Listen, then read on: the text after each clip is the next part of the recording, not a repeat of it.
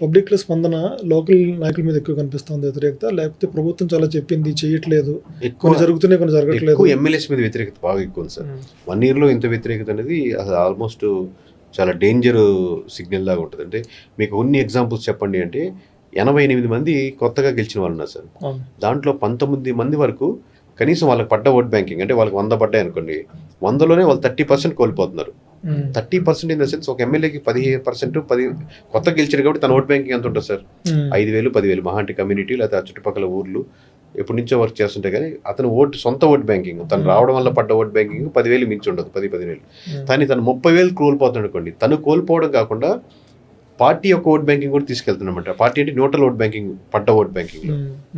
అదే మీరు అంటుంది ఇప్పుడు ఒక ఎమ్మెల్యేకి 1,00,000 ఓట్లు పడ్డాయి అనుకోండి ఒక కాన్స్టిట్యున్సీలో. ఇప్పుడు ఆ 1,00,000 ఓట్లోంచి 30% తగ్గింది. 30% తనకు పడ్డ ఓట్ మొత్తం నియోజకవర్గ ఓట్ బ్యాంకింగ్ లాంటిది. అందుకే 19 వెరీ డేంజరస్. వాళ్ళు ఇంకా రివైవ్ అనేది ఇంపాసిబుల్ కేసు. ఈ 19లో ఏ పార్టీ ఎక్కువ ఉన్నాయి? ఆబ్వియస్గా టీడీపీది ఎక్కువ ఉంటుంది కదా సార్. అంటే ఎక్కువ మంది గెలిచింది వాళ్ళే కదండి. కానీ పబ్లిక్లో ఈ మధ్యన బాగా అనిపిస్తుంది ఏంటంటే న్యూస్లో కానీ జనసేన ఎమ్మెల్యేల మీద చాలా వ్యతిరేకత ఉంది అనేది మీడియా ప్రొజెక్ట్ చేస్తూ ఉంది. ఏ మీడియా అని పక్కన పెడితే మీకేమన్నా అంటే ఈ 19లో జనసేనలో కూడా 2-3 ఉన్నారండి. నేను చెప్పిన దాంట్లో ఒకరు బీజేపీ ఉండొచ్చు. బట్ ఆబ్వియస్లీ ఆ గ్యాప్ అయితే కనపడుతుంది. కానీ ఆ స్ట్రక్చర్ రిజాల్వ్ చేసేదానికి అది ఆబ్వియస్గా పూర్తి బాధ్యత పవన్ కళ్యాణ్ గారు తీసుకోవాలి.